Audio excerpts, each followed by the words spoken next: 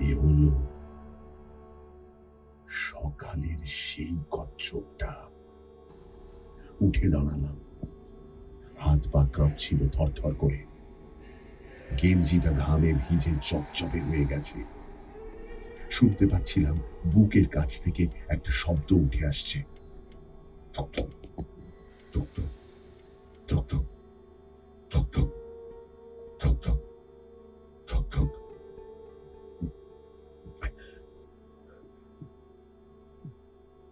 খিড়কি দরজা ধরে উঠে দাঁড়ালাম কোনো মতে।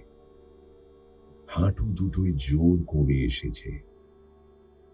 কেমন যেন মনে হচ্ছে এক্ষুনি পড়ে যাব। চারিদিকটা একবার ধীরে ধীরে দেখে নিতে থাকলাম।